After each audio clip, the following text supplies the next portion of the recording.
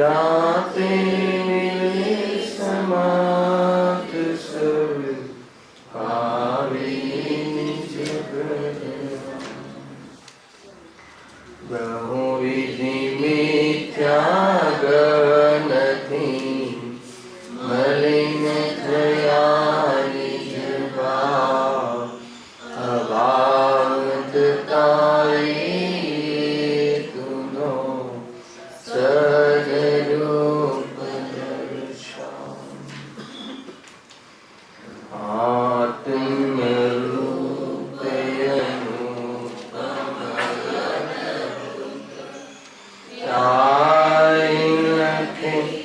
भव सिंधु तरो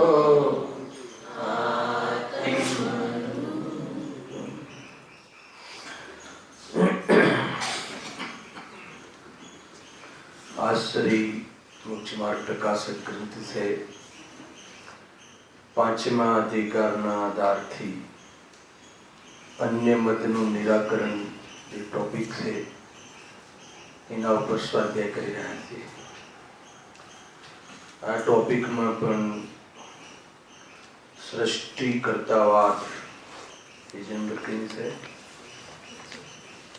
હા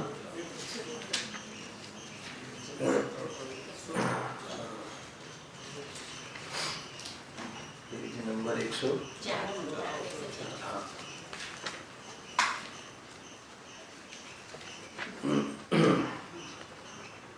સૃષ્ટિ કર્તૃત્વવાદનું નિરાકરણ.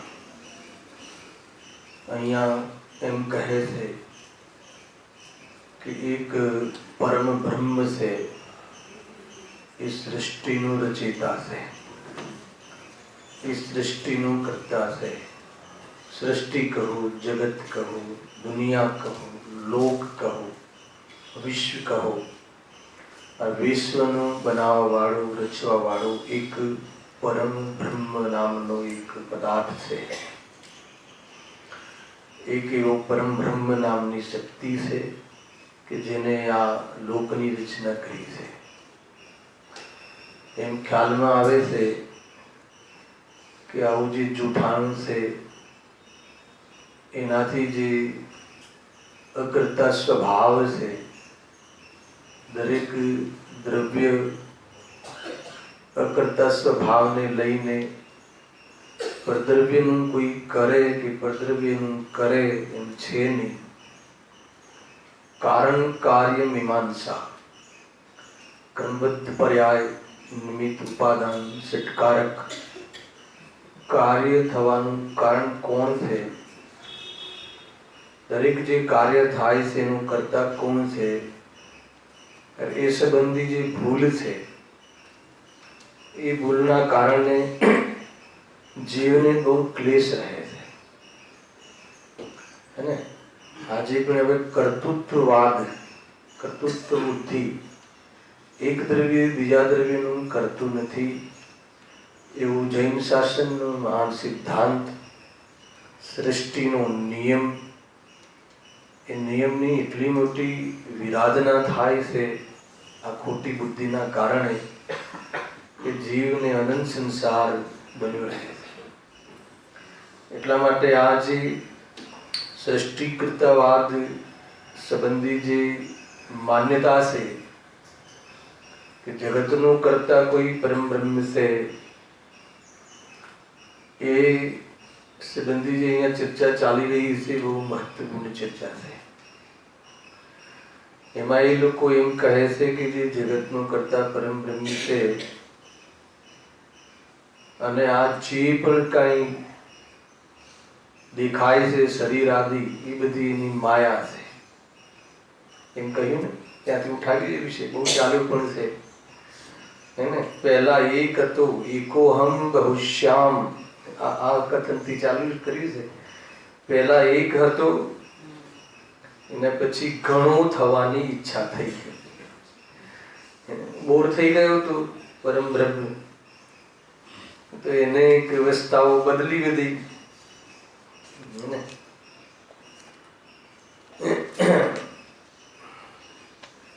તો અનેક રૂપ થવાની એની ઈચ્છા થઈ, બરાબર છે.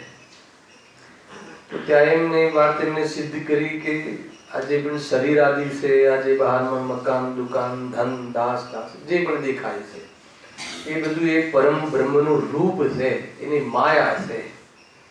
આ શરીર આદિ પરમ બ્રહ્મની માયા છે. તો ત્યાં પંડિતજી એક હેતુ આપ્યો કે પરમ બ્રહ્મ તો ચેતન છે અને શરીર તો અચેતન છે. તો એ ચેતન એની માયાને કેવી રીતે કરે?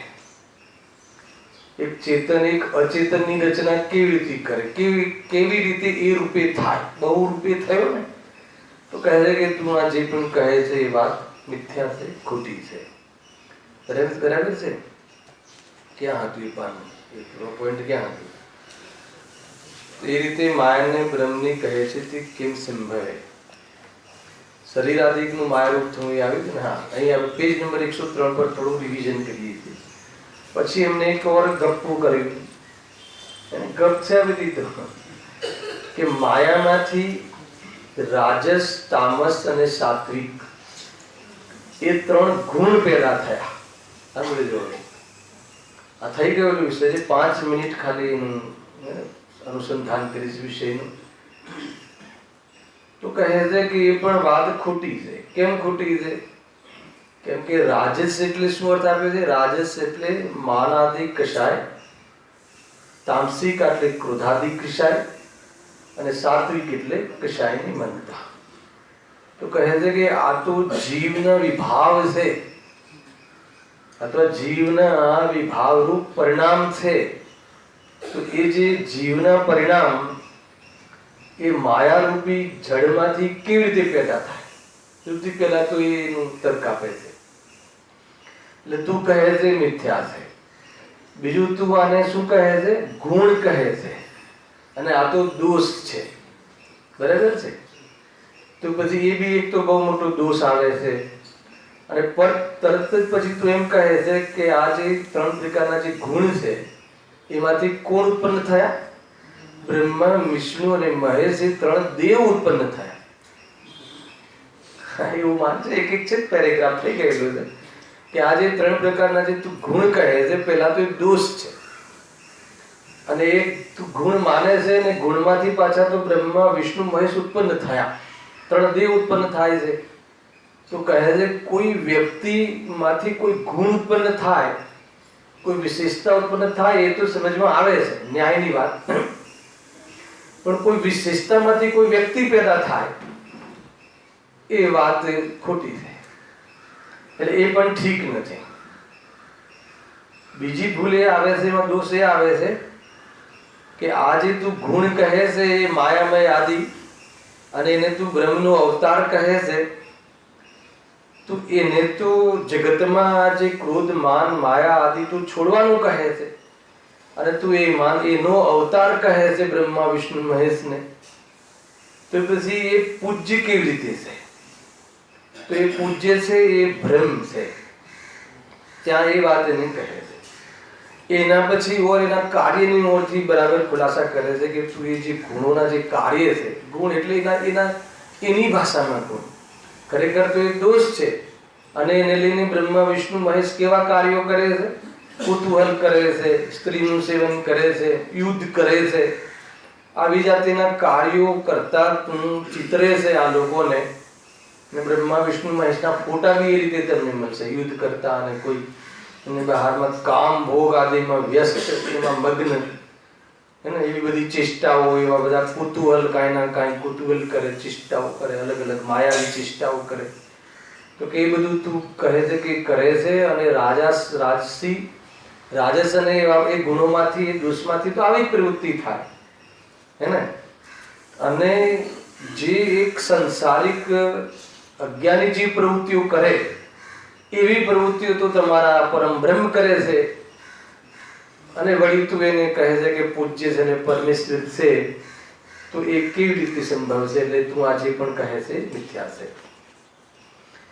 એને લઈને અંતમાં એક પેરેગ્રાફમાં અંતમાં એક વાત કહે છે કે બાહ્ય કુચેષ્ટા સહિત તીવ્ર કામ ક્રોધાદિ ધારી એ બ્રહ્માદિકને માયા રહિત માનવા. માયા રહિત માનવા એટલે ભગવાન માનવા.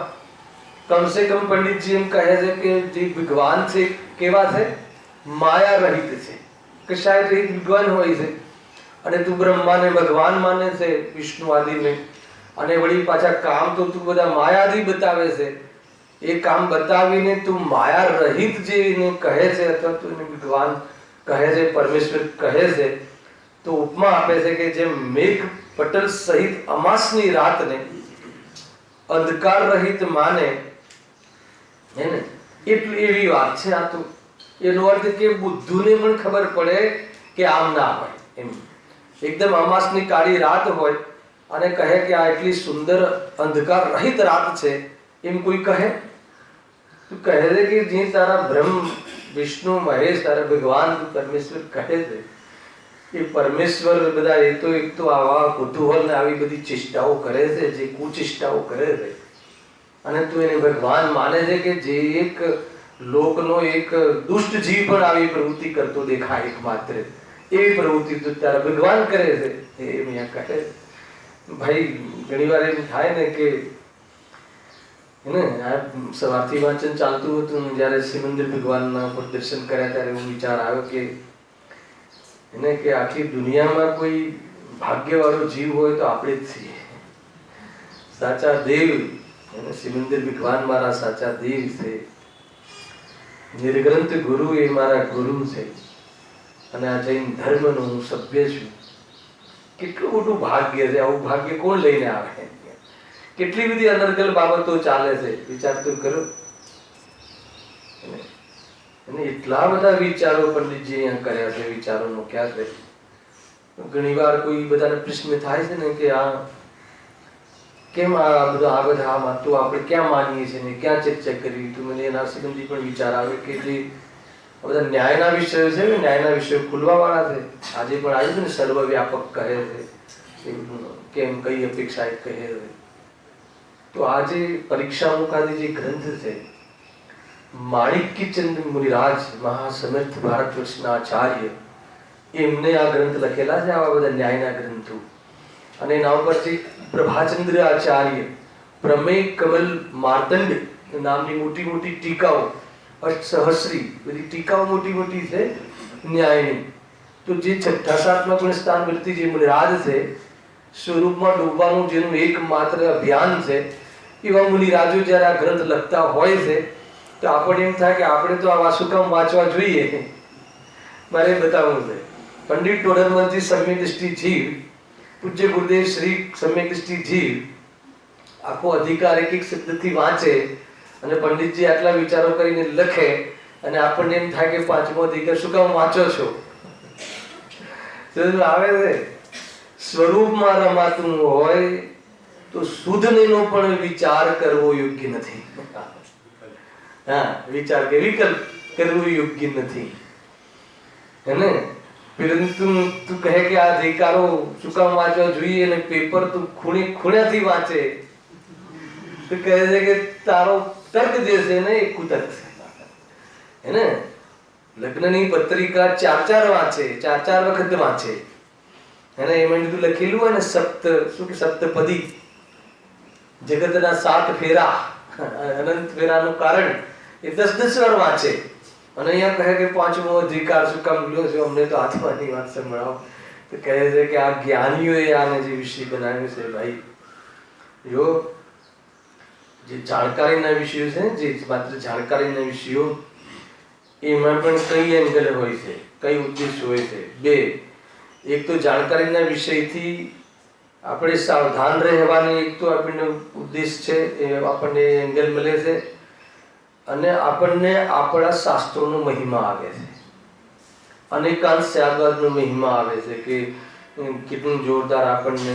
જે હવે હું વાંચવા વાળો છું, આ બધી જે વિષ્ણુને સંહાર જે કેવી રીતે રક્ષા કરે ને બધું માને છે એ લોકો, હેને? ગમે એટલો લોકમાં બુદ્ધિશાળી જીવ હોય પણ આવી ભ્રમણામાં ફસાય છે અને પક્ષ છૂટતો નથી.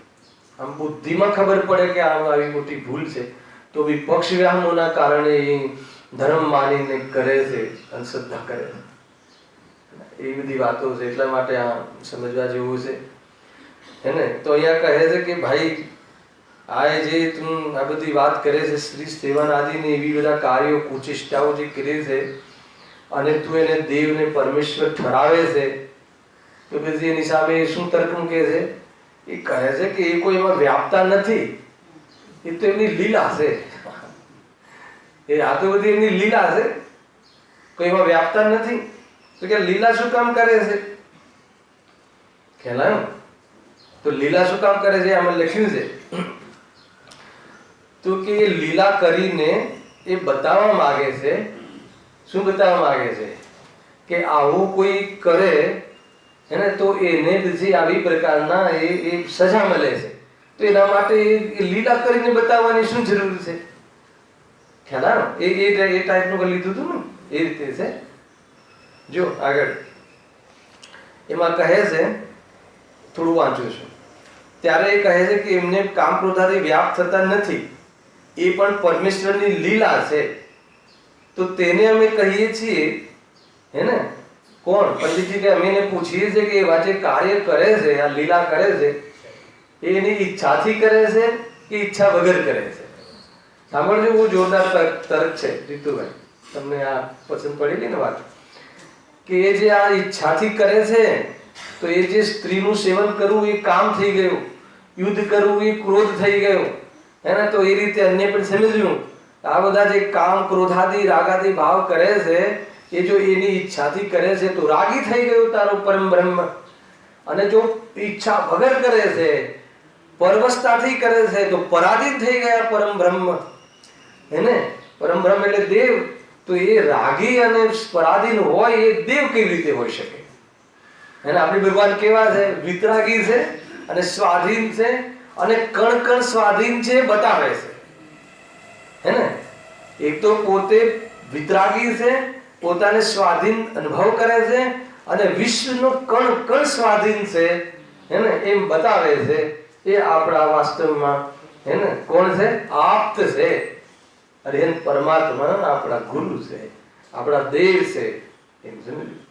અને આ દેવ કેવી રીતે છે? કેવા દેવ છે તારા દેવ? તો કહે છે કે લીલા કરે, અને લીલા કરીને પછી તને સમજાવે, હે ને? આગળ લખી દેજો બીજું, પછી પાછો આગળનો કાર્યક્રમ. વળી તે કહે છે કે પરમેશ્વરને તો કાંઈ પ્રયોજન નથી, એમને લીલા કરવાની કોઈ એમને કોઈ ઈચ્છા કે એમનો કોઈ સ્વાદ કે એમની કોઈ પ્રયોજન નથી, એમ કહે છે. તો શું કામ કરે છે? કે પણ લોક રીતિની પ્રવૃત્તિ માટે. ગજબ છે! લોક રીતની પ્રવૃત્તિ. લોકમાં જે રીત છે ને, એ લોકની એક રીત બતાવવા માટે, કે લોકમાં આ રીતે બધા સ્ત્રી સેવન આદિના વ્યસનો આદિ પાળે છે, અને એ લોકો ક્યાં જાય છે? નર્કમાં જાય છે. તો એ બતાવવા માટે સ્વયં કરવાની શું જરૂર છે? ખ્યાલ આવ્યો કે નહીં? તો એના માટે તારે દાખલો આપવા માટે પોતે રંગાવાની શું જરૂર છે? તો એમ બી તું ઉપદેશ આપી શકે છે. એ કેવું છે એમનો કે એ રીતે લોકરીતિ ચલાવવાનો શું મતલબ છે? જો પણ લોકરીતિની પ્રવૃત્તિ માટે, ભક્તોની રક્ષા અને દુષ્ટોના નિગ્રહ માટે તે અવતાર ધરે છે. શું કામ આવ્યા છે? આ માયામાંથી કેવી રીતે પેદા થયા? શું કામ થયા? કે લોકરીતિ માટે, લોકમાં આ જે રીત છે ને એ બતાવવા માટે. અને બીજું એમ કે જે પોતાના જે ભક્તો છે એ ભક્તોની રક્ષા કરવા માટે, અને એમના ભક્તોના જે દુશ્મન છે એને શું કરવા માટે? સંહાર કરવા માટે બ્રહ્માનો અવતાર થયો, એમ કહે છે. વિષ્ણુનો અવતાર થયો. જો અહીંયા બહુ સરસ ઉડાવે છે વાત, પણ પ્રયોજન વિના એક કીડી પણ કોઈ કાર્ય ન કરે, હે ને? આ કયો ગુણ છે એવો આત્મામાં? યાદ છે કોઈને? કઈ શક્તિ છે જે અર્થ ક્રિયાકારીત્વ, હે ને? વસ્તુત્વ શક્તિ. એ શક્તિના કારણે અર્થ ક્રિયાકારીત્વ, પ્રયોજનભૂત ક્રિયા હોય છે. વસ્તુત્વ નામની શક્તિ છે. જોઈ લેજો કોઈ ભૂલ થતી હોય. એટલે દરેક પદાર્થ એના પ્રયોજનભૂત કાર્ય સહિત જ હોય છે, અને કોઈ બી કાર્ય કરે તો વગર પ્રયોજન. લોકમાં પણ સ્વાર્થી જીવ, સંસારમાં કોઈ વ્યક્તિ પોતાના કોઈ બી પ્રયોજન વગર કોઈ કાર્ય કરતું નથી. શું કામ કરે? તો પરમેશ્વર શા માટે કરે? તો પરમેશ્વર શું કામ કરે છે બીજાના માટે આ બધું? હવે ખૂબ મોટો મોટો વિષય ચાલુ થાય છે, બહુ જબરજસ્ત. વળી એ પ્રયોજન પણ શું? લોકરીતિથી પ્રવૃત્તિ માટે કરે છે. આગળ પ્રયોજન તો બતાવી દીધું. શું પ્રયોજન છે? કે મારું તો એક પ્રયોજન છે. એક બાજુ એમ કહે છે કે કોઈ પ્રયોજન નથી, અને એક બાજુ તો એમ કહે છે કે અમારા જે ભક્તો છે એને રક્ષા કરવા માટે અને એના દુશ્મન છે એનો સંહાર કરવા માટે પ્રયોજન તો તે બતાવી દીધું. તો એ તો જેમ કોઈ પુરુષ પોતે કુચેષ્ટા કરી પોતાના પુત્રોને શીખવાડે અને તે પુત્રો એ કુચેષ્ટાનું પ્રવર્તા તેમને મારે, તો એવા પિતાને ભલો કેમ કહેવાય? અહીંયા સુધી આપણે ચાલ્યું, બરાબર છે ને? કોઈ શરાબી પોતાના દીકરાને શરાબ પીવા માટે રોકે અને દીકરો સ્વયં એને પૂછે કે હે પિતાજી તમે તો શરાબનું સેવન કર્યો છો, તો કે હું તને બતાવવા માટે શરાબનું સેવન કરું છું કે શરાબ પીવાથી શું શું દશા થાય છે, હે ને? તો કે કેવી રીતે ભલો કહેવાય? જો એ ઉદાહરણ આપીને પછી ક્યાં ઉપાડે, ક્યાં લગાવે છે? જો એવા પિતાને ભલો કેમ કહેવાય? તેમ બ્રહ્માદિક પોતે કામ ક્રોધાદિ રૂપ ચેષ્ટા કરી પોતાના નિપજાવેલા લોકોમાં પ્રવૃત્તિ કરાવે, એને પોતે એવી ચેષ્ટા કરાવડાવે પોતાના ભક્તોને, અને તે લોકો તેમ પ્રવર્તે. પછી એ લોકો પાછા પ્રવર્તે. જેના ગુરુ પ્રવર્તે તો શિષ્ય કેમ ના પ્રવર્તે? હે, ત્યારે તેમને નરકાદિમાં નાખે, કારણ કે એ ભાવોનું ફળ નરકાદિ જ છે, શાસ્ત્રોમાં લખ્યું છે. તો એવો વ્યક્તિ જીવનો ભલો કેવી રીતે હોય શકે? પહેલા પોતે પ્રવર્તે, પછી બીજો પ્રવર્તા, બીજાને પ્રવર્તન કરાવડાવે, એ રીતે એને પ્રકારથી પ્રેરણા આપે, અને પછી એ પ્રવર્તે એટલે ક્યાં નાખે? કેમ નરકમાં નાખે? કેમ કે એ ભાવનું ફળ નરક છે. તો પછી એ વ્યક્તિ ભલો કેવી રીતે હોઈ શકે? બરાબર છે. હવે આગળ જો, હવે એ જ વસ્તુ, એ વિષયને આગળ અહીંયા કેવી રીતે ચલાવે છે. વળી તે ભક્તોની રક્ષા અને દુષ્ટોનો નિગ્રહ કરવો એ પ્રયોજન કહ્યું. તારું એ પ્રયોજન છે બ્રહ્માનું. પરંતુ ભક્તજનોને દુઃખદાયક જે દુષ્ટો થયા તે પરમેશ્વરની ઈચ્છાથી થયા કે ઈચ્છા વિના થયા? કે તું જ રચના કરે છે ને, તો તે આજે ભક્તજનોને જે તારા જે દુશ્મન છે, દુઃખદાયક છે, દુષ્ટ છે, એના રાવણ છે, જરાસંઘ છે, એને કંસ છે, એ બધાને કેવી રીતે જન્માવ્યા, કેવી રીતે બનાવ્યા? એમ કહે છે એ તારી ઈચ્છાથી બન્યા, પરમેશ્વરની ઈચ્છાથી થયા કે ઈચ્છા વિના થયા? રાવણ કેવી રીતે આ દુનિયામાં આવી ગયો? એમ પૂછે છે કે પરમેશ્વરની કે રામની ઈચ્છા હતી. રામ જ્યારે વિષ્ણુ અવતારમાં આવે ને, પછી પહેલા વિષ્ણુ અવતાર હતા, વિષ્ણુ હતા ને પછી રામના અવતારે આવ્યા. રામને એ લોકો વિષ્ણુનો અવતાર કહે છે. ગજબ છે. તો કહે છે કે રાવણને એ બધાને શું કામ કહે છે? દુષ્ટોને શું કામ? એની ઈચ્છાથી બન્યા કે ઈચ્છા વિના બન્યા? હવે જો એનો લોજિક આપે, જો ઈચ્છાથી થાય તો જેમ કોઈ પોતાના સેવકને પોતે જ કોઈને કહી મરાવે અને વળી પછી તે મારવા વાળાને પોતે મારે, તો એનો સ્વામીને, એવા સ્વામીને ભલો કેમ કહેવાય? હે ને, હિન્દી ફિલ્મ આવી ગઈ ને અહીંયા, આના પરથી હે ને, એ પેલા પોતાના ગુંડા મોકલે પોતાના ઓળખીતાને મારવા માટે, અને પછી પાછો જઈને પાછો એ જ ગુંડાઓને મારે. એવું છે ને હિન્દી ફિલ્મમાં કંઈક. તો એ રીતે કે પહેલા પોતાના સેવકને એના દ્વારા, એ દુષ્ટો દ્વારા મરાવડાવે, અને પછી ત્યાં જઈને દુષ્ટોને મારે. તો એ આગળ આવવાનો છે, તો જ એનો મહિમા લાગે ને દુનિયામાં. ત્યાં બી એક પ્રકારથી પ્રેસ્ટીજ માટે જ કરે છે ને, પ્રભાવિત કરવા માટે જ કરે છે ને પેલા સામેવાળા વ્યક્તિને. તો આગળ લખ્યું છે એ તો એવું એટલા માટે કરે છે કે દુનિયા એનાથી પ્રભાવિત થાય, મહિમા આવે. ઘણી બધી વાતો છે ભાઈ, જો જોરદાર. હે ને, આપણે સ્વાધ્યાય કેમ કરી દીધી રાજુ? કોને પ્રભાવિત કરો? ભગવાનને. હે ને, એવું છે. જો ઈચ્છાથી થાય તો જેમ કોઈ પોતાના સેવકને પોતે જ કોઈને કહી મરાવે અને વળી પછી તે મારવા વાળાને પોતે મારે, તો એવા સ્વામીને ભલો કેમ કહેવાય? એ તો દુષ્ટ કહેવાય. ભલો કેમ કહેવાય? તો તારો પરમ બ્રહ્મ ભલો કેવી રીતે કહેવાય? તેમજ જે પોતાના ભક્તોને પોતે જ ઈચ્છા વડે દુષ્ટો દ્વારા પીડિત કરાવે, પોતાના સેવકને પીડિત કરાવે ને પહેલા, હે ને, પરેશાન કરાવડાવે ને પછી જઈને પોતાની તાકાત બતાવે. એમ એ રીતે છે. મને લાગે છે આમાંથી લીધું હશે ડાયરેક્ટરો એવું. અને પછી દુષ્ટોને પોતે અવતાર ધારી મારે, તો એ ઈશ્વરને ભલો કેમ કહેવાય? એ થઈ ગયું અગર જો ઈચ્છાથી થાય છે તો. અને ઈચ્છા વગર જો રાવણને આવે છે તો હવે શું લખ્યું છે? અને તું કહીશ કે ઈચ્છા વિના દુષ્ટો થયા, તો કાં તો પરમેશ્વરને એવું ભવિષ્યનું જ્ઞાન નહીં હોય, એટલે અજ્ઞાની થયો તારો પરમ બ્રહ્મ.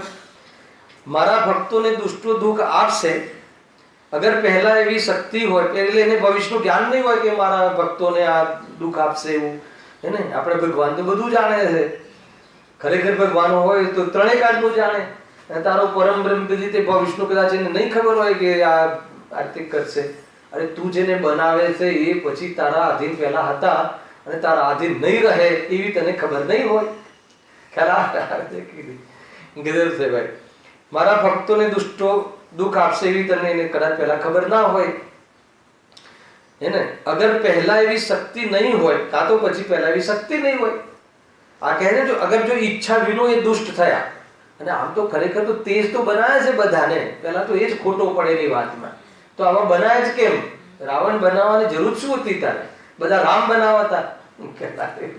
અગર તારા જ અંશો છે તો બધાને રામ બનાવતા ને. ત્યાંથી જ આપણને લાગે તો બી મૂર્ખ માને છે કે આ તો ભગવાન બનાવે છે. બધું ભગવાનની મરજીથી થાય છે. આપણો ધંધો ચાલે તોય ભગવાનની મરજીથી, ના ચાલે તોય ભગવાનની મરજીથી. તો ભગવાનને કંઈક આગળ સારું કરવું હશે એમ કહીને કાયમ ભગવાનને તો છોડે જ નહીં એને ભાગીદાર બનાવવા માટે. જો ધંધો ના ચાલે ને, કોઈ અનિષ્ટ કામ થાય તો આપણે કેવી રીતે બોલે ભગવાનની મરજી, હે ને? ખ્યાલ એ કેમ કે એને કાંઈક ઓર મને શિક્ષા આપવી હશે. કેવી રીતે વિચારે? એકદમ હોપલેસ છે બધી વાતો. અરે તું જેવા કર્મ કરે છે એવું તને મળે છે, હે ને? કોઈ દેવ રાજી એમને નથી થઈ જતો. કામ તો નરક ના કરે પરિણામ, અને પછી દેવને રાજી કરવા માટે દીવા કરે. એવી ખોટી બુદ્ધિ છે. સમજી જાને કે ખોટા કર્મ કરે તો તને એવું ફળ મળે, હે ને? શુભ ભાવ કરે તો તને એ રીતે બહાર અનુકૂળતા મળે, અને વિતરાગતા કરે તો મોક્ષ મળે. એમાં ત્રીજાની કે બીજાની જરૂર જ ક્યાં છે? બોલું ચંદ્રકાંતભાઈ, આપણે જ નક્કી કરવાનું છે કે મને બહારમાં આટલી બધી પ્રતિકૂળતાઓ કેમ આવી, તો મેં જ નક્કી કર્યું હતું કે આવી પ્રતિકૂળતાઓ મારા જ ભાવનું ફળ છે, અને અનુકૂળતાઓ આવે પુણ્યનું ફળ છે, અને નિરાકુળ વિતરાગતાનું ફળ છે. તો તું વિતરાગી થઈ જા અને સ્વયં થઈ શકે છે. અણુઓનું સ્વતંત્ર છે. કેટલી સરસ વાત છે. કેટલું જૈન ધર્મનો આપણને મહિમા આવે. લોકો આવામાં સબળતા હોય છે અને મહિમા આવે આપણને કે આપણને જે ધર્મ મળ્યો છે ને વાસ્તવમાં બહુ જોરદાર છે.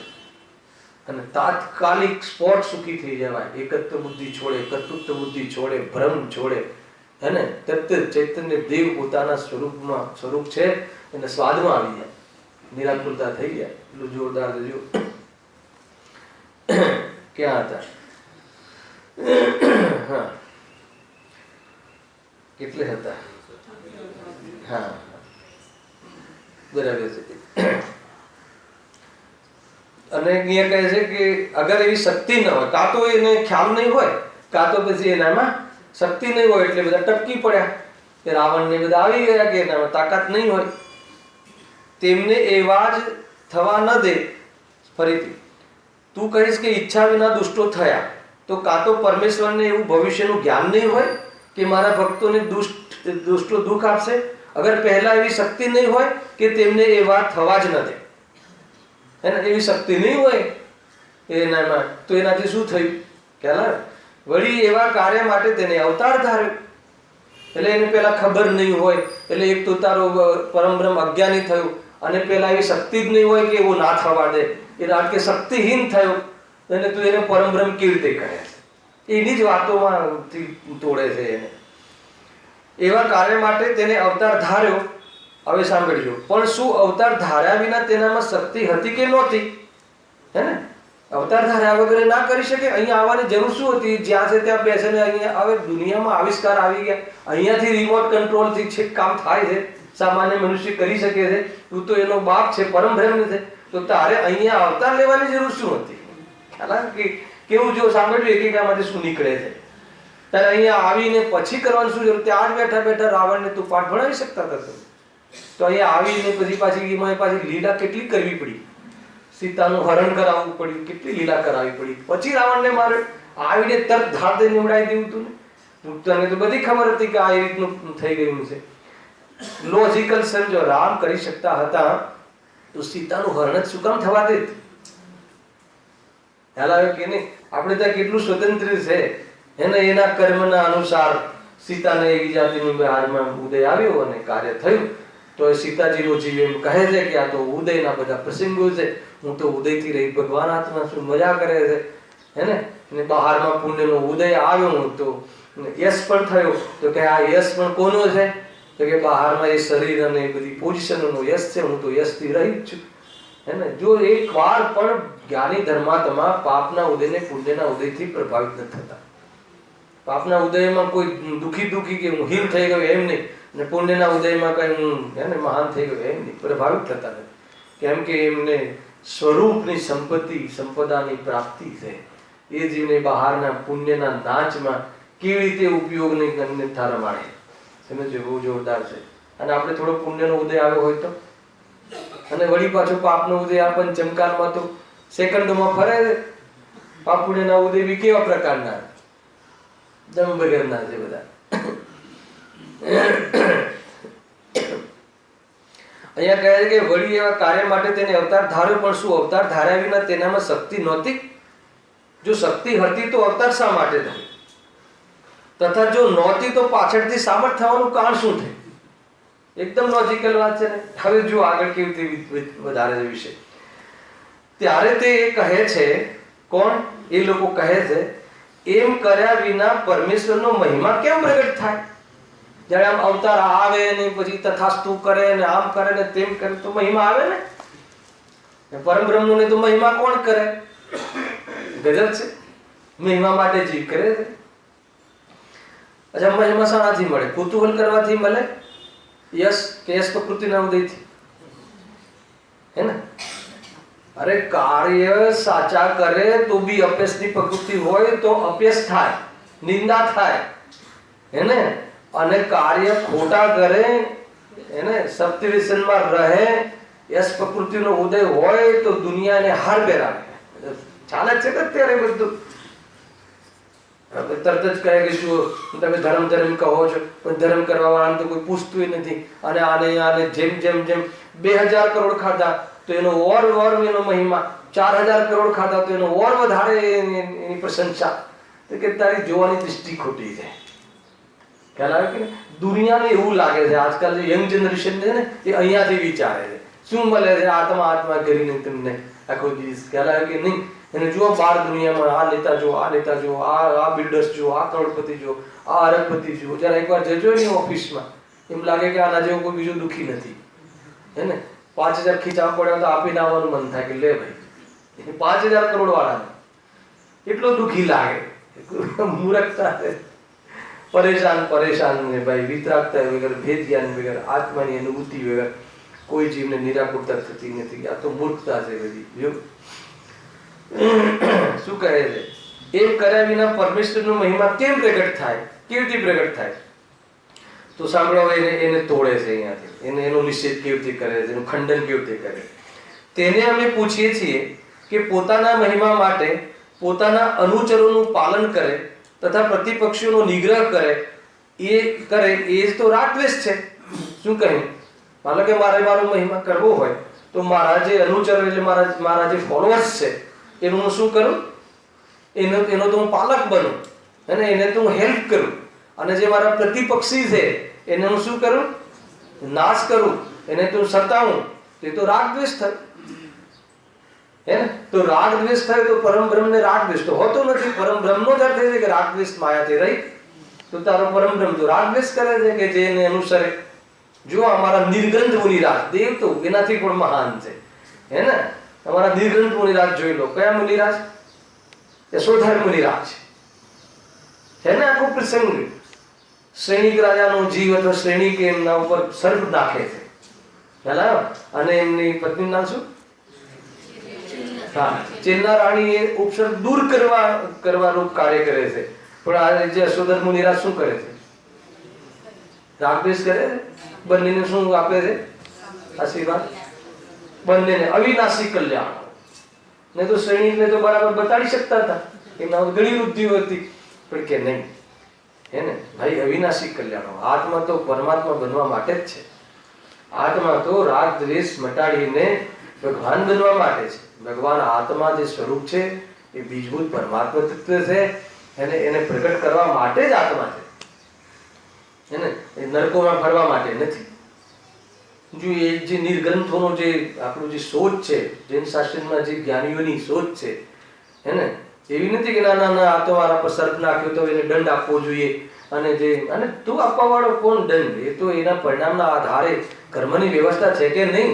મેનેજરનું કાર્ય કરે છે તારા પરમ બ્રહ્મ તો, હે ને? આને નરકમાં નાખો, આને સ્વર્ગમાં નાખો, તો મેનેજરનું કામ છે. કેવી વસ્તુ છે જો.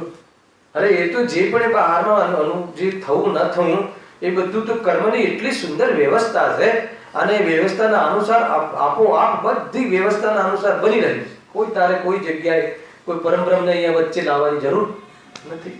ડરવાની જરૂર શું છે? અને મેં ખોટું કર્યું છે તો એને એ બસ એ થવાનું છે, પર પ્રોબ્લેમ થવાના છે. એ છે એમાં કોઈ દેવ આવીને કંઈક કરી જશે એમ ડરવાની શું જરૂર છે? મેં ખોટું કર્યું હશે તો થવાનું જ છે, અને મેં એવા નહીં કર્યા હોય તો કઈ રીતે કોઈ પ્રોબ્લેમ આવવાનો છે? બસ ભાઈ સાનો જો શું કહે છે જો, તથા પ્રતિપક્ષીને નિગ્રહ કરે એ તો રાગ દ્વેષ છે, અને જો જબરજસ્ત સિદ્ધાંત કરે. અને રાગ દ્વેષ તો સંસારી જીવોનું લક્ષણ છે, હે ને? રાગ દ્વેષ કયા જીવનું લક્ષણ છે? સંસારી જીવનું લક્ષણ શું છે? જ્ઞાન. અને સંસારી જીવનું રાગ દ્વેષ. કહ્યું ને, સંસારી જીવનું લક્ષણ રાગ દ્વેષ છે, અને જીવનું લક્ષણ જ્ઞાન છે. હું સંસારી જીવ છું કે જીવ છું? અરે હું જીવ છું એમ ન માનવું એનું નામ સંસારી જીવ. અને હું જીવ છું એમ નથી માનતો, પોતાના સ્વપટ પ્રકાશક સ્વભાવ ને નથી જાણતો, એ પરનો કર્તા બને છે, કાં તો પરને પોતાના કર્તા માને છે. અને એવો જીવ નિરંતર પીટાય છે. ક્યાં પીટાય છે? પરેશાન થાય છે, પરાધીન અનુભવ કરે છે, અને એવા કર્મો બાંધી અને એવા સંયોગોમાં ઉપજે છે, કીડી મકોડામાં ઉપજે છે. કેટલો ન્યાય છે. અહીંયા શું કહે છે? રાગ દ્વેષ તો સંસારી જીવોનું લક્ષણ છે. હવે જો પરમેશ્વરને પણ રાગ દ્વેષ હોય છે, તો અન્ય જીવોને રાગ દ્વેષ છોડી સમતા ભાવ કરાવવાનો ઉપદેશ શા માટે આપે છે? લોકમાં પણ ઉપદેશ તો એ જ આપે છે ને કે ભાઈ સંયમ ધારણ કરો, ક્ષમાને ધારો, હે ને? સમતા ધારો, સમતા રાખો. ઉપદેશ તો પાછા એ જ આપે છે બ્રહ્મમાં કોઈ, અને પોતે તો બધું ઉલટા કામ કરે છે. સમતા ભાવ કરવાનો ઉપદેશ શા માટે આપે છે?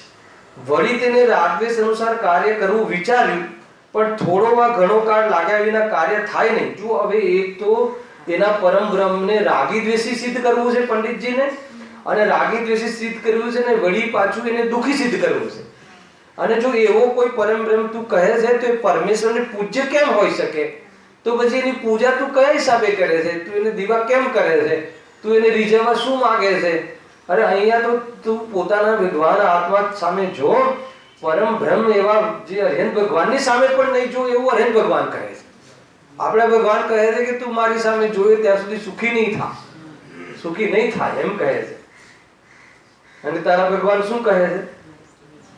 ખરા, તું મારો ફોલોવર્સ બનીશ તો હું તારું બધું સંભાળી લઈશ, અને મારો વિરોધ કરીશ તો તને એવી જગ્યાએ મોકલી દઈશ.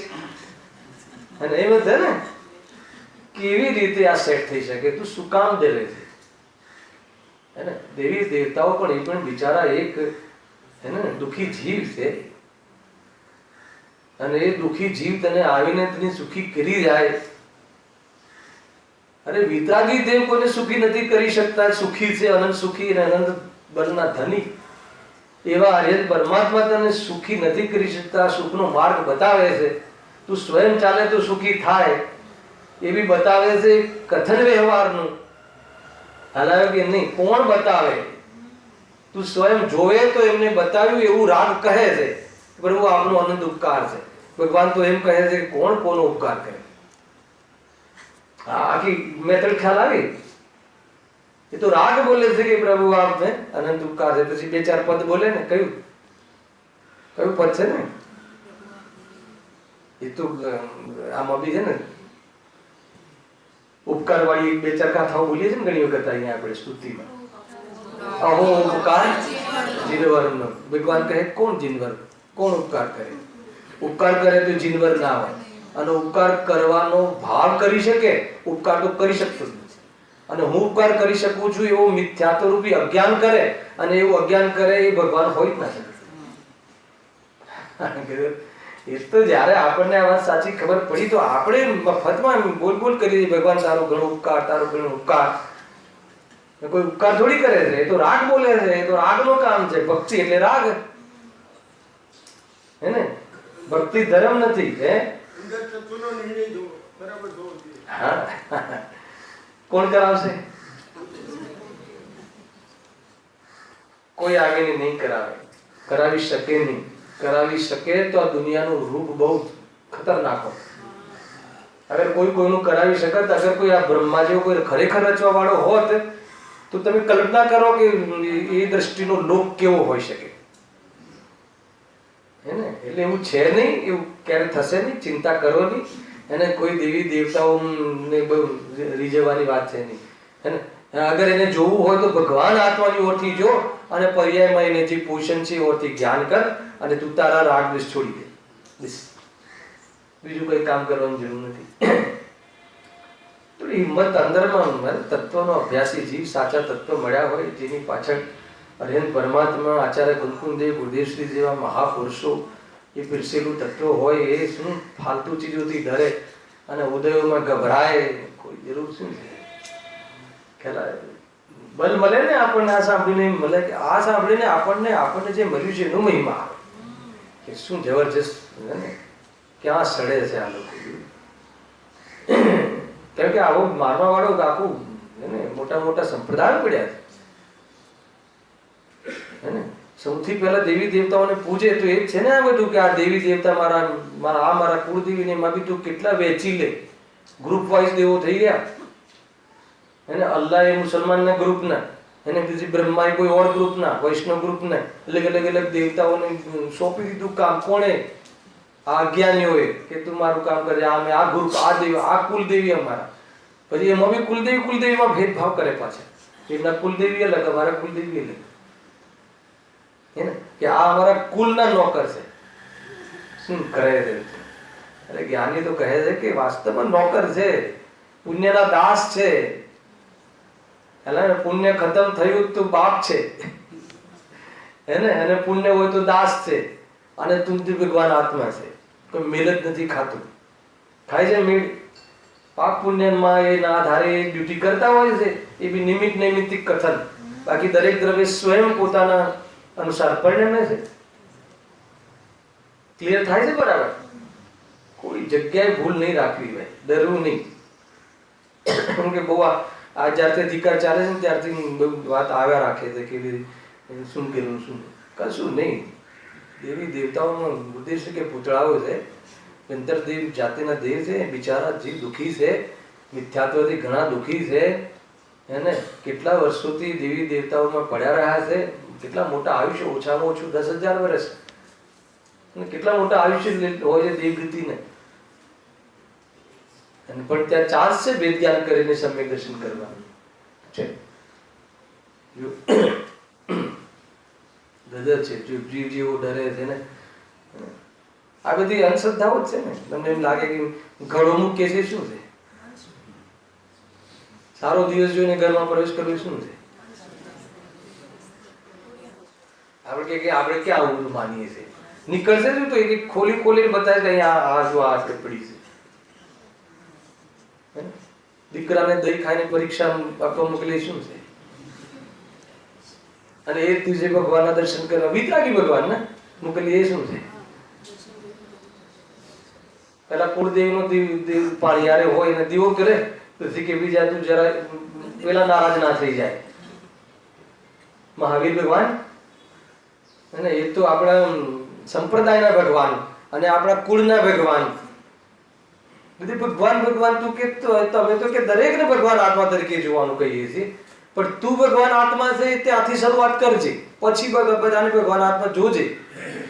પોતાને ભગવાન આત્મા જોવાનું ચૂક્યો તો બીજા બધાને તું શું જોઈ છે તું જ જાણે. કેવી રીતે જોઈ છે તું જ જાણે. એ બહુ મૂર્ખતા ચાલે.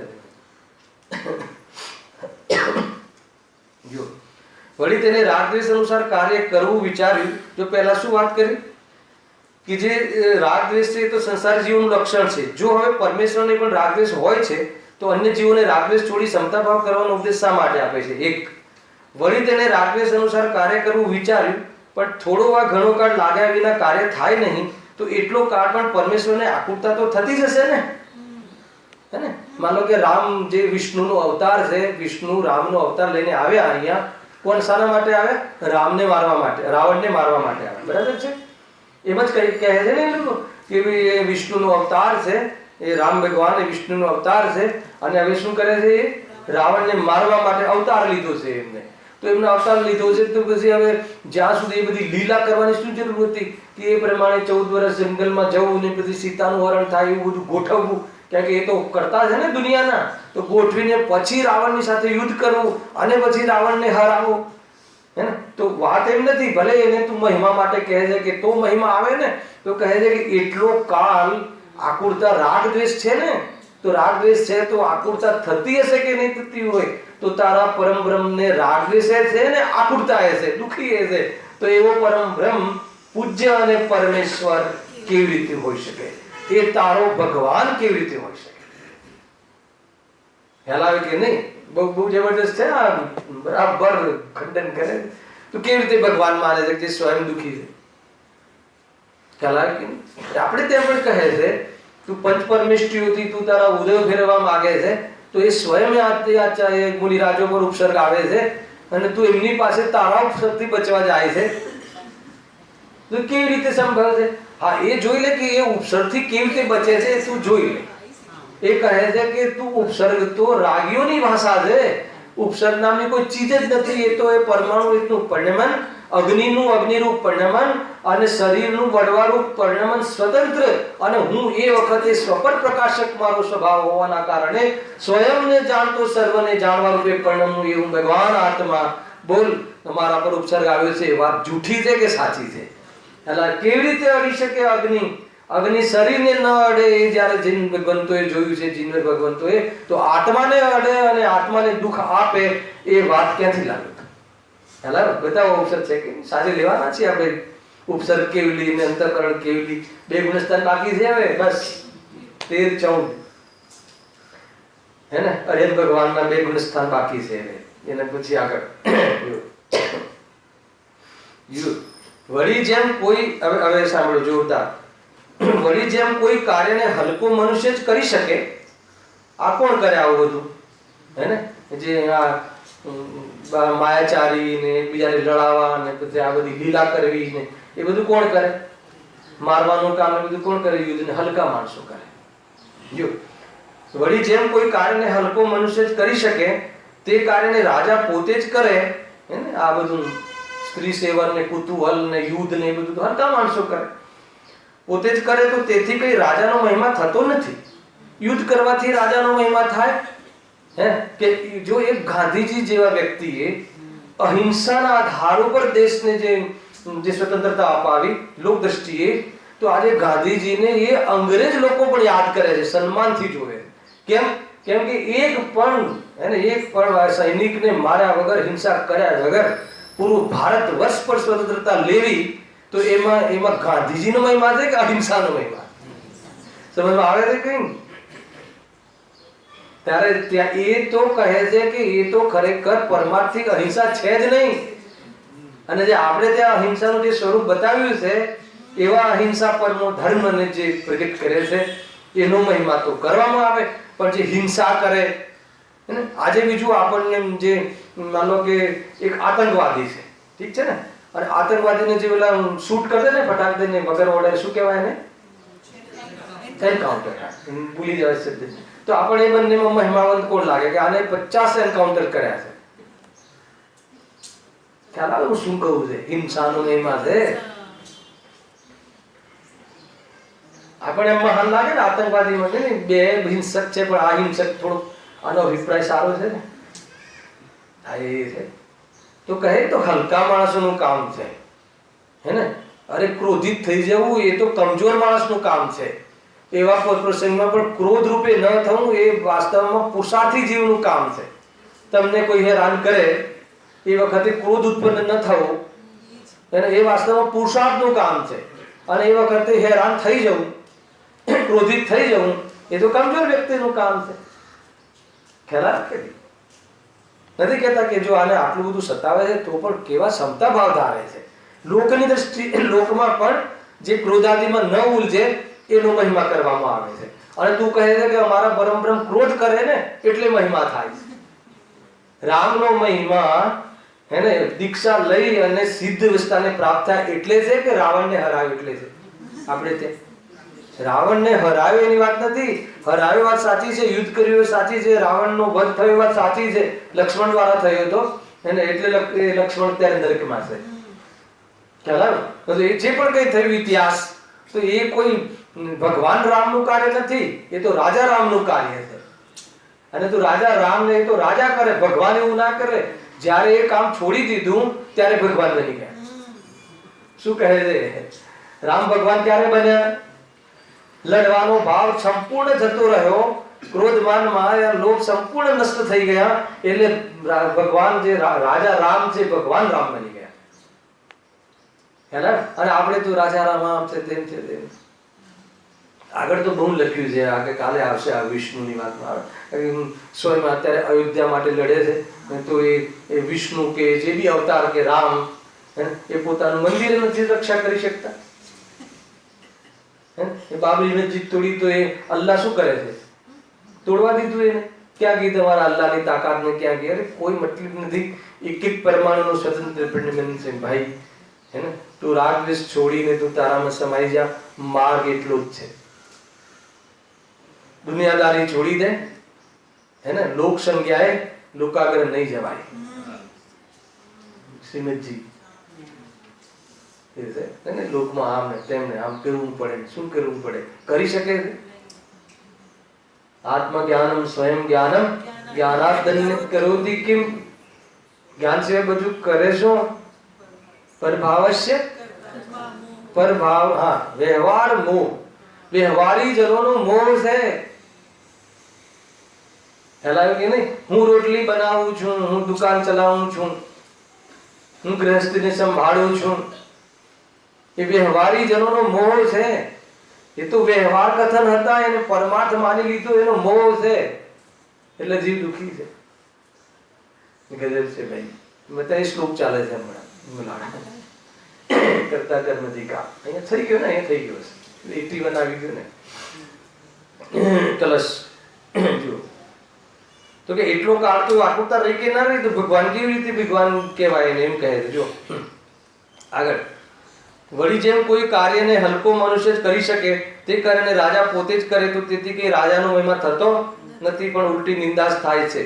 તેમ જે કાર્યને રાજા તથા વેંતરાદિ દેવાદિ કરી શકે તે કાર્યને પરમેશ્વર પોતે અવતાર ધારી કરે છે એમ માનીએ તો તેથી પરમેશ્વરનો મહિમા થતો નથી પરંતુ નિંદા જ થાય છે. આપણી દૃષ્ટિમાં આ વાત સમજવા જેવી છે કે લોકો આપણને એમ થાય કે વિતરાગી થાય એ તો એ મહિમાવંત વાત છે, કોઈ રાગી થાય કે કોઈ. અચ્છા, આપણને મને બતાવજો થોડું 6-5-7 મિનિટ આપણને થોડા પ્રયોગમાં લઈએ ને. બતાવજો ધનેશભાઈ કે માનો કે આપણને ગુરુદેવ પ્રતિ અતિ સ્નેહ છે, હે ને? સ્નેહ છે કે નહીં કહો પહેલા? છે. શું વાત કર્યો છે, હે ને? એક અવાજ તો કર્યો આપણે આપણું ધડ આપી દઈએ. બહુ સારી વાત છે. ઠીક છે, તો મને બતાવો એ જે ભાવ આવ્યો એ ભાવ પ્રશંસનીય છે કે નિંદનીય છે? થોડી તાકાતથી કહેજો. કેમ? રાગ છે, બંધનું કારણ છે, આકુળતા છે, અતિન્દ્રિયથી વિલક્ષણ છે, અતૃપ્તિ વાળો ભાવ છે. પ્રવચન સાર તો એ ભાવ આવે એ વાત જુદી, આવે એ ભાવ સ્વભાવ રીતે વેદો એ વાત જુદી.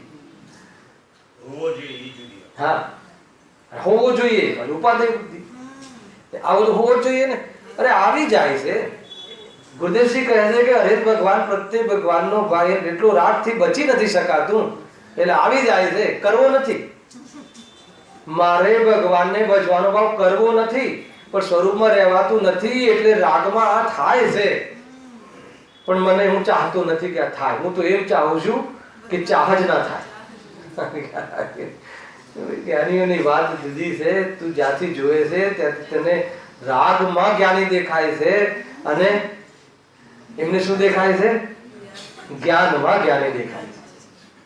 રાગ વખતે બી એ વાત જુદી છે ને ભાઈ. જો વળી મહિમા તો કોઈ અન્ય હોય તેને બતાવવામાં આવે છે. જો ઓર એને સાવ ખંડન કરી નાખે છે એને દફે દફે. વળી મહિમા તો કોઈ અન્ય હોય તેને બતાવવામાં આવે, પણ તું તો અદ્વૈત બ્રહ્મ માને છે. એ તો છોડ્યું નથી પાછું, અભેદ બ્રહ્મ માને છે ને. આ બધા તો તારી ચીજ છે, એ બધું થઈને તું છે, તો તારી ચીજ છે એને તને મહિમા કરાવવાનો શું મતલબ છે? અને તો કરાવવો હોય તો તારે કેટલી વાર પોતાની ચીજને મનાવડાવવા હોય તો કેટલી વાર, હે ને? એ નહીં તારે બધી આવી લીલા કરવી પડે ને કુચેષ્ટાઓ કરવી પડે ને પછી એવો પ્રોગ્રામ બનાવવો પડે કે કોઈ સીતાનું હરણ કરી જાય ને પછી તારે અવતાર ધારવો પડે ને તારે રાવણને મારવો પડે. તો કે આવી બધી લીલા કરવાની જરૂર શું છે? તારો મહિમા કરાવવા માટે આટલું બધું કરવું પડે? તું ખાલી જાહેર કરી દે કે ભાઈ મારી સ્તુતિ કરો, આજથી બધાએ મારી સ્તુતિ કરવાની છે, ઓર્ડર જ આપવાનું છે તારો. તું તો અદ્વૈત બ્રહ્મ છે. તો કહે છે કે ભાઈ તું તારી માન્યતા ખોટી છે, જડમૂળથી નીકળી જશે. હજુ તું ચર્ચાઓ થશે જીતુભાઈ, સામાન્ય અધિકાર નથી. હું બી પહેલી વાર સભામાં પહેલી વાર લઉં છું અને વાંચનમાં તો વાંચી ગયો છે, એકવાર રેપિડ રીડિંગ કરેલું છે, પરંતુ સભામાં પહેલી વાર લઉં છું આ રીતે. એટલે બહુ એમ લાગે છે કે આ તો ઉપયોગી અધિકાર છે. જો વળી મહિમા તો કોઈ અન્ય હોય તેને બતાવવામાં આવે, પણ તું તો અદ્વૈત બ્રહ્મ માને છે, તો એ પરમેશ્વર કોને મહિમા બતાવે છે? તું તને શું કામ મહિમા આપે? તારી ચીજો છે, તું જ છે, તારું સ્વરૂપ છે, તારા જ રૂપ છે, હે ને? એકસ્ય આગળ લખ્યું ને, હું તો એક હતો અને અનેક રૂપ થયો. તો તું તારા રૂપ છે, આ બધા તારા રૂપ છે, એને તારાથી પ્રભાવિત કરવાની શું જરૂર છે? જે ચીજ તારી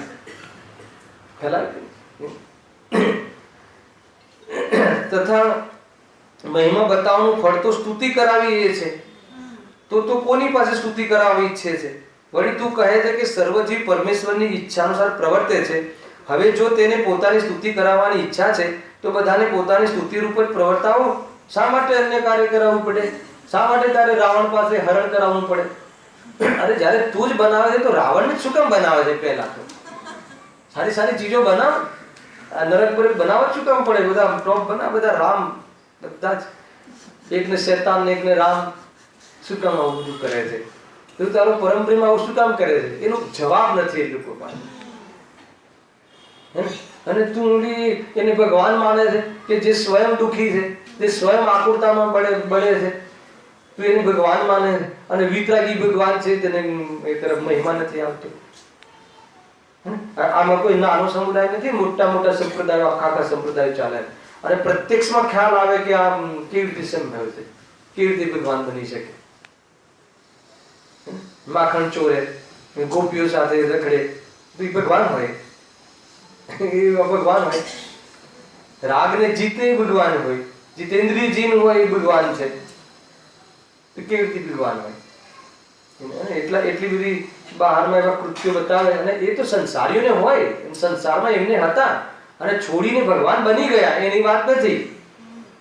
પરંતુ એ પોઝિશનોને તું ભગવાન માને છે, એટલે કે બહુ તું ભૂલ કરે છે.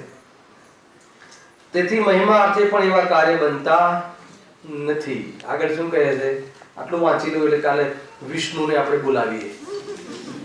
અત્યારે બ્રહ્માંડને ચાલે છે. જો વળી તે કહે છે કે પરમેશ્વર એ કાર્યોને કરતો હોવા છતાં પણ અકર્તા છે. એ કોણ કહે છે? એ બધા કાર્યો કરે છે પણ એ તો અકર્તા છે. આપણો ભગવાન આત્મા અકર્તા છે. પરિણમન ભલે થતું હોય પણ ભગવાન આત્મા અકર્તા, એમ આ કહે છે. એ બધા કાર્યો થતા હોય પણ એ અકર્તા છે. અરે જૈન શાસનમાં અકર્તાની જે ચરમ સીમા છે ને, પરદ્રવ્યનો તો કરે નહીં, પણ દ્રવ્યને પોતાનું રાગદ્વેષ બી કરે નહીં. રાગદ્વેષનો કરતા પૂદગલ, અરે જ્ઞાનની એક સમયની પર્યાય પણ પોતાના સત્કારકથી થાય છે એવો અકર્તા સ્વભાવ એને છે. એનો સ્વાદ લે અને નિરાકુલ થા. મારે સમ્યક દર્શન કરવું છે એટલો માથી ભાર રાખીને દુઃખી નહીં થા, એમ કહે છે. અને ઉતાવળ નથી કરવી. કાલે આ પેરેગ્રાફથી લઈશું. સહજાનંદી